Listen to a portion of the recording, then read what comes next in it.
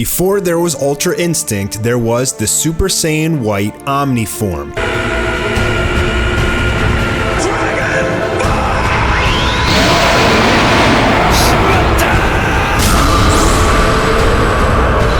Back when Goku Black was first introduced in spoilers, before we even knew what he looked like, I created Goku vs Saitama Part 5, in which Black Goku, what we called him back then, entered the series and interrupted Goku and Saitama's battle. He turned Super Saiyan Blue, saying some words mentioning Universe 13 and the evil gods, and told Goku to fuse with him. Goku refused, and then Black Goku said he would force the Potara on. Goku acknowledged that there was no way Black Goku could defeat them both, and that's when he said,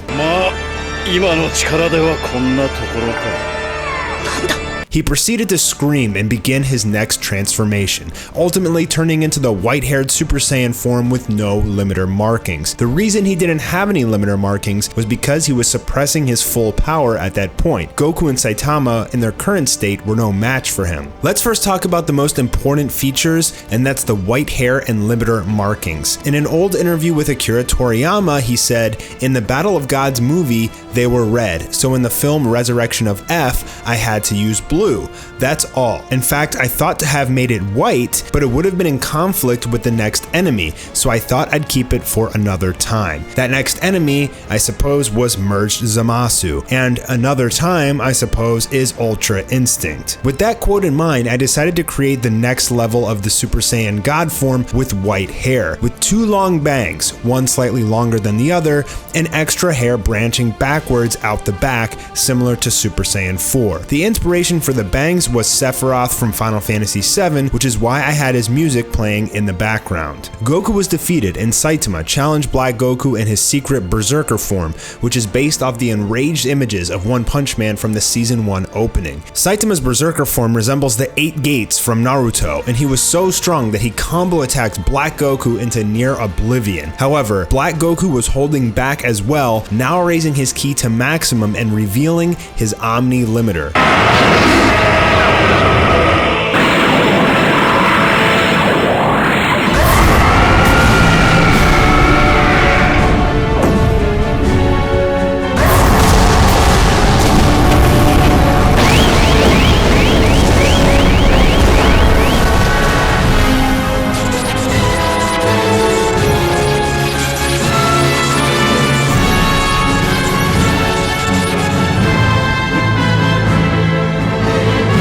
Saitama was defeated, his arm was shattered, and Vegeta woke up. Goku and Vegeta fused into Super Saiyan Blue Gogeta, clashing with Omni Black Goku in a beam struggle, and Gogeta was ultimately the victor. However, Black Goku barely survived. I did not explain how, but it can be assumed that he used some form of the God healing technique to stay alive, pulling from his life force to heal through the damage. Gogeta defused before they could defeat him, and in a rage, Black Goku attempted to kill Goku with a blast in which Vegeta sacrificed himself to save Goku. Vegeta died as a result, with Goku crying over his dead body. He lost his mind in a fit of rage, exploding into Super Saiyan White with 2 Omni limiters. We also see later on in Anime War that Vegeta activates the Omni form through pure rage, similar to a few but not all of the Super Saiyan forms. The markings on Goku's chest stem from his heart and are meant to depict overflowing energy pouring from it. The pulsating is supposed to depict his heartbeat, so the faster it pulses, the faster his heart is pumping out pure energy. I would have liked to continue doing this throughout the series, but it was a lot of extra work to make each of the thousands of frames do the pulsating feature, so I ultimately stopped doing it. The V on his head is the symbol of the Omni King, as described in Goku vs Saitama Part 9. The Omni King has no limiter bars, meaning his power is infinite. Goku has 2 limiter bars, which means he's nowhere near Zeno or the Grand Priest, but still hundreds of times stronger than Super Saiyan Blue. Each bar removed gives access to new special godly abilities before having no bars and literally being able to manipulate time and space. 0 limiters can only be accessed with fusion between gods and not mere training.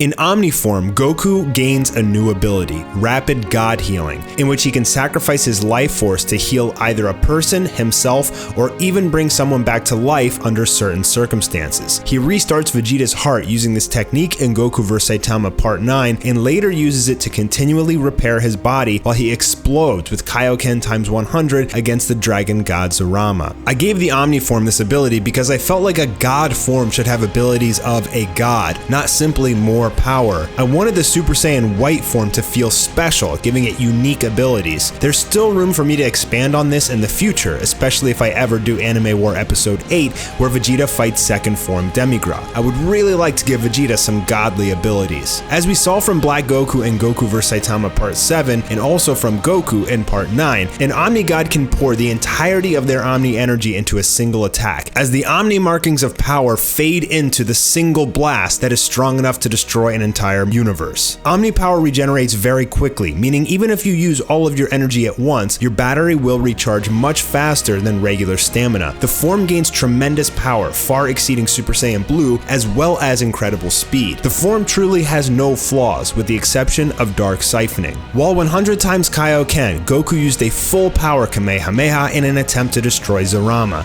Zurama appeared to be defeated, but he had actually absorbed the entire blast using Dark Siphoning, transforming him into his white-haired form to mimic and accustom his body to Goku's Omni power that he had drained. However, he didn't have an Omni symbol because he wasn't a true Omni God, but I suppose you could call this form of his Omni Zurama. After his battle with Zurama, Whis tells Goku not to use the healing ability anymore because now he has gray hair as he's used up so much of his life force. I should have continued to draw Goku with the gray patch in his hair, but honestly, I got lazy with it. Again, extra details that take tons of extra work in the long run. Right now in Anime War, Goku refuses to use his Omni form because he knows the evil gods will only siphon its power. So after Whis unlocked his full potential, similar to Gohan, he battled in Super Saiyan 2, his most effective non-god form, Vegeta's Royal Omni form. In episode 4, Vegeta finds out he is currently the weakest Saiyan on the team. Goku has Omni Super Saiyan, Gohan has perfected Super Saiyan Blue, and Trunks is a god of destruction. He remembers a story his father mentioned when he was a child, speaking of the legendary Super Saiyan god and how they are bloodline descendants of him. Vegeta, although having the heritage of the legendary Super Saiyan god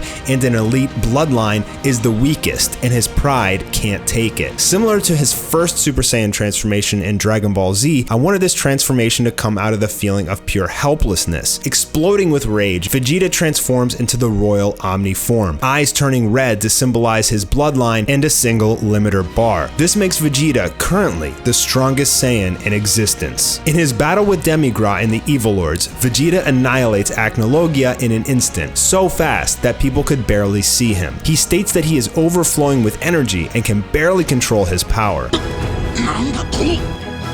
戦闘力のコントロールだ。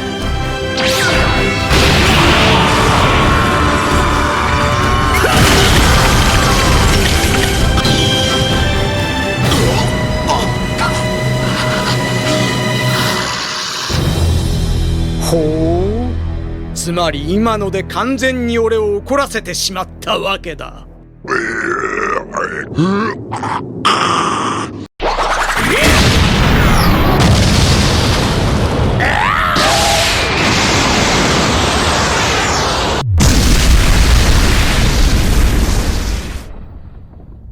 He goes on to destroy the rest of the Evil Lords, but it turns out that he was under Aizen's hypnosis, later being saved by Sasuke. I also did a Goku vs Superman animation in which at the very end, Goku transforms into the Omni form. That is to say that the Goku vs Superman animation is in the same universe as Anime War, but in this case, Goku at the very end only has one limiter bar. Hint, hint. That's all for this video. I hope you guys enjoyed it, and if you have any questions about the Omni form that I missed, please leave them in the comment section below. I know one question a lot of people are going to ask is the Omni form stronger than Ultra Instinct? I'm gonna go ahead and tell you yes, but since it's a fan-made form, it's really all conjecture. I plan on doing 2 more of these videos, one about Dark Siphoning and one on Archon, the evil Omni King. Those will come out probably after episode 11. I'm Mastar, thank you so much, and I'll be talking to you soon.